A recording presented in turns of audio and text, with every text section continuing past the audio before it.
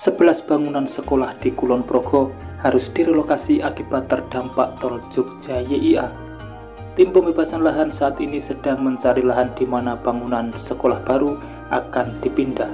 Berikut informasi selengkapnya.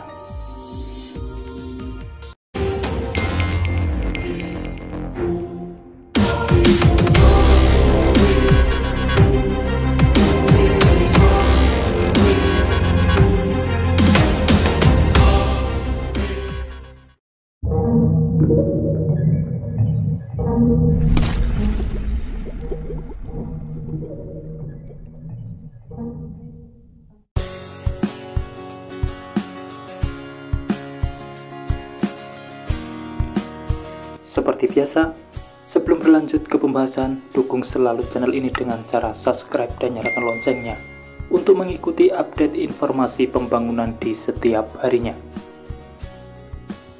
Pembangunan tol Jogja YIA bukan hanya menerjang lahan dan rumah warga saja, serta sarana umum lainnya, akan tetapi juga menerjang bangunan sekolah. Untuk pembebasan lahan warga mungkin mudah, akan tetapi untuk pembebasan lahan bangunan sekolah ini sangat susah, disebabkan akan berdampak langsung pada pelajar yang sekolahnya terdampak. Memang untuk pembebasan lahannya sudah ada mekanismenya, yakni relokasi atau pemindahan bangunan. Akan tetapi yang jadi masalah adalah kegiatan belajar mengajar harus tetap berjalan. Salah satunya bangunan sekolah SDN Kaliandong di Kelurahan Donomulyo, Kapanewon, Nanggulan, Kulon Progo terdampak proyek tol Jogja YIA. Akibatnya sekolah pun perlu dipindahkan ke tempat yang baru. Lurah Donomulyo, Sukijan pada Selasa 20 Februari 2024 mengatakan sudah ada lahan yang akan dijadikan lokasi baru SDN Kaliandong. Lokasi baru tersebut tak jauh dari lokasi lama, hanya sekitar 50 meter dari lokasi lama. Luas lahannya pun juga hampir sama. Lokasi baru ini didapatkan berkat bantuan warga setempat, sebab warga tersebut bersedia menyerahkan lahannya untuk dibangun sekolah baru bagi SDN Kaliandong, dan lahan tersebut diambil dengan skema tukar guling. Biaya tukar guling sepenuhnya akan ditanggung oleh pihak pembangun jalan tol. Begitu pula dengan biaya pembangunan gedung barunya. Rencananya nanti bangunan sekolah akan dibangun terlebih dahulu sebelum proyek tol dikerjakan. Rencana tersebut juga diinisiatif langsung dari pembangunan tol.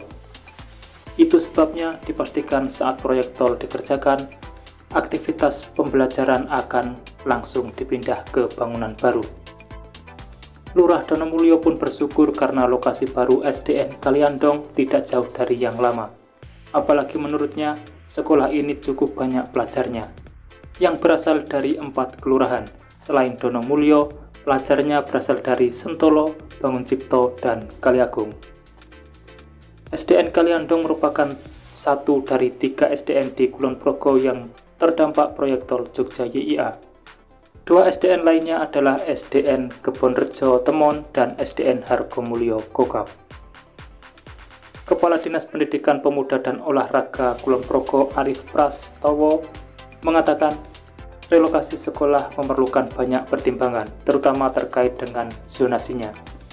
Disebabkan jangan sampai ada pelajar yang terpisah cukup jauh dari lokasi baru sekolahnya. Ia pun berharap bangunan baru dari sekolah yang terdampak siap digunakan sebelum proyek tol dimulai. Sebab aktivitas pembelajaran bisa terganggu jika gedung baru belum tersedia. Sementara itu, sedikitnya ada 11 satuan pendidikan tingkat PAUD hingga SD di Kulon Progo bakal terdampak pembangunan jalan tol Jogja YIA. Pemkab Kulon Progo kini sedang menyusun skenario untuk memastikan kegiatan belajar mengajar bagi sekolah terdampak tetap berjalan lancar selama proses pembangunan berlangsung. Kepala Dinas Pendidikan Pemuda dan Olahraga Kulon Progo Arif Prastowo mengatakan 11 sekolah terdampak pembangunan tol Jogja YIA itu terdiri dari 3 SD dan 8 TK serta PAUD. Lokasinya tersebar di 3 Kapanewon yakni Nanggulan, Kokap, dan Temon. Untuk yang SD meliputi SDN Kaliandong di Nanggulan, SDN Kebonrejo di Temon, dan SDN Hargomulyo di Gogak.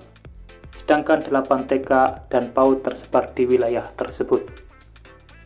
Arif mengatakan ada sejumlah skenario untuk memastikan kegiatan belajar mengajar di sekolah terdampak bisa tetap berjalan.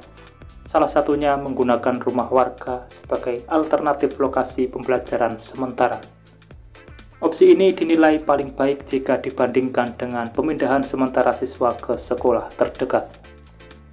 Adapun skenario kedua yaitu pembangunan sekolah baru sebelum dimulainya proyek tersebut.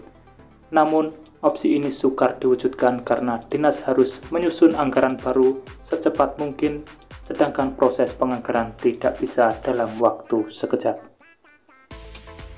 Terkait relokasi sekolah terdampak, beliau belum bisa memberikan keterangan lebih rinci. Rencananya, Disdikpora Kulon Progo akan mendatangi kantor pelaksana Jalan Nasional PUPR guna mengetahui titik trase yang pasti sebagai gambaran penentuan lokasi sekolah baru. Untuk saat ini, relokasi masih abu-abu.